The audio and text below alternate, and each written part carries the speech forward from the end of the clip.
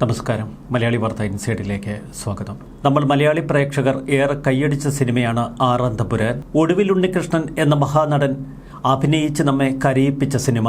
എന്നാൽ ആറാം തമ്പുരാന്റെ ലൊക്കേഷനിൽ വെച്ച് ഒടുവിൽ ഉണ്ണികൃഷ്ണൻ പറഞ്ഞൊരു തമാശ അത് ഇഷ്ടപ്പെടാത്ത രഞ്ജിത്ത് ഒടുവിൽ ഉണ്ണികൃഷ്ണന്റെ മുഖത്തടിച്ചു, അതും ചെവിക്കല്ല് തീർത്ത്. രഞ്ജിത്തിന് ഇപ്പോൾ സംഭവിക്കുന്നത് കാലം കൊടുത്ത തിരിച്ചടി എന്നാണ് ആലപ്പി അഷ്റഫ് പറയുന്നത്.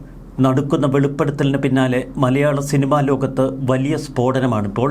കല കൊണ്ട് പ്രതിഭ കൊണ്ട് എത്രയൊക്കെ ഔന്നത്യത്തിലെത്തിയാലും കയ്യിലിരിപ്പ് പ്രാകൃതമാണെങ്കിൽ പേപിടിച്ച നായെ കാണുന്നത് പോലെ സമൂഹം കല്ലെറിയും.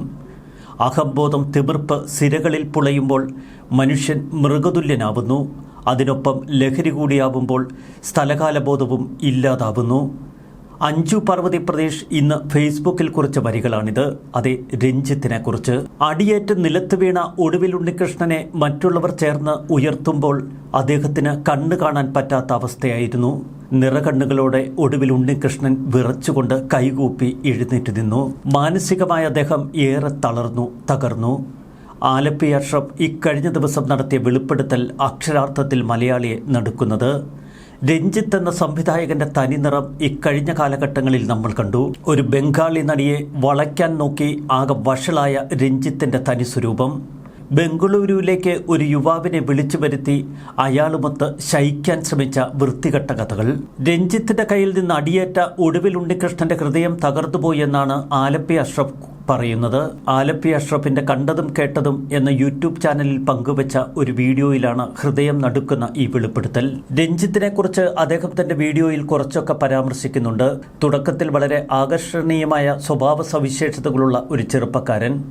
എല്ലാവരോടും എളിമയോടുകൂടി സംസാരിക്കുന്നത് കണ്ടപ്പോൾ രഞ്ജിത്ത് ഒരു നല്ലവനാണെന്ന് എല്ലാവരും തെറ്റിദ്ധരിച്ചു. സാധാരണ ചിരിച്ചുകൊണ്ടാണ് ആ കലാകാരൻ ഇടപെട്ടിരുന്നത്. എന്നാൽ വിജയത്തിന്റെ വെന്നിക്കൊടി പാറിച്ച് മുന്നോട്ട് പോയപ്പോൾ അദ്ദേഹത്തിന്റെ സ്വഭാവത്തിൽ വലിയ വ്യത്യാസങ്ങൾ കണ്ടു തുടങ്ങി. രഞ്ജിത്ത് എന്ന എഴുത്തുകാരനെ ഞാൻ ആദ്യമായി കണ്ടുമുട്ടുന്നത് മദ്രാസിൽ വെച്ചാണ്. അന്ന് വളരെ ആകർഷണീയമായ ഒരു സ്വഭാവ സവിശേഷത അയാൾക്കുള്ളിലുള്ളതായി എനിക്ക് അനുഭവപ്പെട്ടു. അദ്ദേഹത്തിൻ്റെതായ എഴുത്തിൽ, ചിത്രങ്ങളിൽ, സംവിധാനത്തിൽ എല്ലാം തൻ്റെതായ ഒരു കയ്യൊപ്പ് ചാർത്തിയായിരുന്നു രഞ്ജിത്ത് മുന്നോട്ട് പോയത്. മറ്റുള്ളവരെ പോലെ അന്യഭാഷാ ചിത്രങ്ങളിൽ ഒട്ടും ആശ്രയിച്ചല്ല രഞ്ജിത്ത് വളർന്നതും. അങ്ങനെയുള്ളവർക്ക് അസൂയ തോന്നും വിധം വിജയത്തിന്റെ ഓരോ പടവുകളും അദ്ദേഹം ചാടിക്കയറി. എന്നാൽ വിജയത്തിന്റെ വെന്നിക്കൊടി പാറിച്ച് മുന്നോട്ട് പോയപ്പോൾ അദ്ദേഹത്തിന്റെ സ്വഭാവത്തിൽ പരിണാമങ്ങൾ സംഭവിച്ചുകൊണ്ടിരുന്നു. മുഖത്തു നിന്നും ആ പഴയ പുഞ്ചിരിയൊക്കെ മാറി. മുഖത്ത് ഗൗരവവും ദേഷ്യവും നിറച്ചു. മറ്റുള്ളവരെ പുച്ഛത്തോടെ മാത്രമേ പിന്നീട് അയാൾ നോക്കിക്കണ്ടുള്ളൂ. ഞാൻ മാത്രമാണ് ശരിയെന്ന മനോഭാവത്തിലേക്ക് അയാൾ വഴുതി വീണു. രഞ്ജിത്ത് പറയുന്ന പല കാര്യങ്ങളോടും പൊതുസമൂഹത്തിന് യോജിക്കാൻ കഴിയില്ല. തനിക്ക് പൊതുസമൂഹത്തോട് യാതൊരു പ്രതിബദ്ധതയുമില്ല എന്ന് രഞ്ജിത്ത് പരസ്യമായി പറയും. ഐ ആം ദി സിനിമ എന്ന നിലപാടിലേക്ക് അയാൾ കൂപ്പുകുത്തി.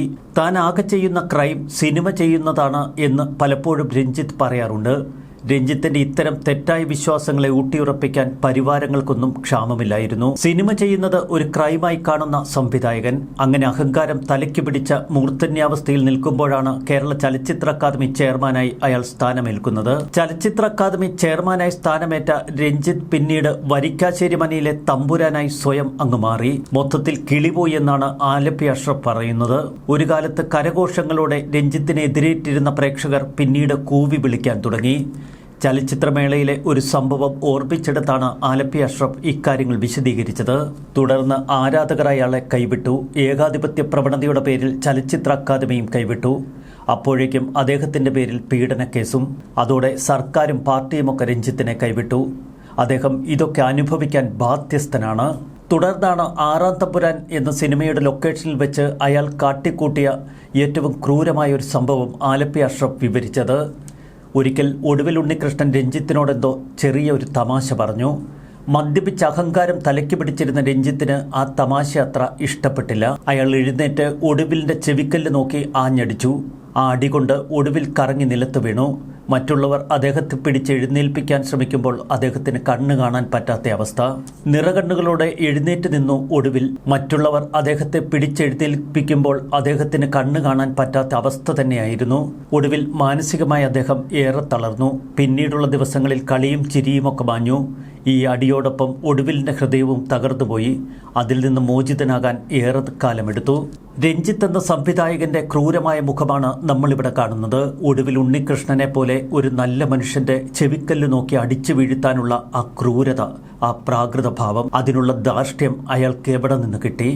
അഞ്ജു പാർവതി പ്രതീഷ് ഇന്ന് ഫേസ്ബുക്കിൽ കുറിച്ചത് ഇങ്ങനെ: ആറാം തമ്പുരാൻ സിനിമയുടെ സെറ്റിൽ വെച്ച് ഒടുവിൽ ഉണ്ണികൃഷ്ണൻ എന്ന മഹാനടനോട്, അതും രോഗാവസ്ഥയിലൂടെ കടന്നുപോകുന്ന ഒരാളോട് ചെയ്ത പാതകത്തെക്കുറിച്ചാണ് ഞാൻ എഴുതുന്നത്. ആ സെറ്റിൽ ഒടുവിൽ പറഞ്ഞ എന്തോ തമാശ ഇഷ്ടപ്പെടാതെ രഞ്ജിത്ത് എന്ന സിനിമയുടെ ക്ലാസിക് തിരക്കഥാകൃത്ത് അദ്ദേഹത്തെ കരണം പുകച്ചടിച്ചുവെന്നും ഒടുവിൽ നിലത്ത് വീണുമെന്നും ആലപ്പി അഷ്റഫ് ഇന്ന് വെളിപ്പെടുത്തിയിരിക്കുന്നു. വെളിപ്പെടുത്തൽ സത്യമാണോ അല്ലയോ എന്ന് പറയുവാൻ ഒടുവിൽ ഉണ്ണികൃഷ്ണൻ ഇന്നില്ല. എങ്കിലും ആ സെറ്റിൽ അന്നുണ്ടായിരുന്ന പലർക്കും ഇതുപോലെ സംഭവം അറിയാതെ പോകില്ലല്ലോ. സത്യത്തിൽ ആ വീഡിയോ കണ്ടപ്പോൾ ഒരു ഞെട്ടലും ഉണ്ടായില്ല. കാരണം ഈ വെളിപ്പെടുത്തലിലെ വില്ലൻ രഞ്ജിത്ത് എന്ന ഇടത് ബുദ്ധിജീവി സാംസ്കാരിക നായകൻ ആയതുകൊണ്ട്, വാക്കുകൾ കൊണ്ട്, എഴുത്തുകൊണ്ട്, സംവിധാനം കൊണ്ടൊക്കെ ഔന്നത്യത്തിൽ നിൽക്കുന്ന ഒരു മഹാപ്രതിഭയാണ് രഞ്ജിത്ത്. പക്ഷേ എപ്പോഴും അയാളിലുള്ളത് അഹംബോധം പിടിച്ച മനോഭാവവും അകന്ന് മുറ്റി നിൽക്കുന്ന ശരീരഭാഷയും മാത്രമാണ്. അതിനയാളെ പാകപ്പെടുത്തിയെടുത്തത് അയാൾ വിശ്വസിച്ചിരുന്ന പ്രസ്ഥാനമാണ്. SFI എന്ന വിദ്യാർത്ഥി പ്രസ്ഥാനത്തിലൂടെ കടന്നു വന്ന ഒരാൾക്ക് എന്ത് ഗുരുത്വം, എന്ത് സഹജീവി സ്നേഹം! കേവലം ഒരു രാഷ്ട്രീയ വൈരത്തിൻ്റെ പേരിൽ ഉന്നത വിദ്യാഭ്യാസ കൗൺസിൽ വൈസ് ചെയർമാനായി TP ശ്രീനിവാസൻ്റെ കരണത്തടിച്ച് നിലത്തിട്ട് ചവിട്ടി പാരമ്പര്യമുള്ള വിദ്യാർത്ഥി പ്രസ്ഥാനം വാർത്തെടുത്ത പ്രതിഭയല്ലേ രഞ്ജിത്ത്? പിന്നെ ഇടത് അടിമയായി നിന്ന സ്ഥാനമാനങ്ങളും പദവികളും നേടിയ വെറും അന്തം കമ്മി ബുദ്ധിജീവി. അപ്പോൾ പിന്നെ സഹിഷ്ണുത എന്നത് അനിക്സ്പ്രേ പോലെ ആയിരിക്കും. അതായത് പൊടി പോലും ഉണ്ടാവില്ല കണ്ടുപിടിക്കാൻ. പിന്നെ കാലം എന്നത് ഏറ്റവും വലിയ മാന്ത്രികനാണല്ലോ.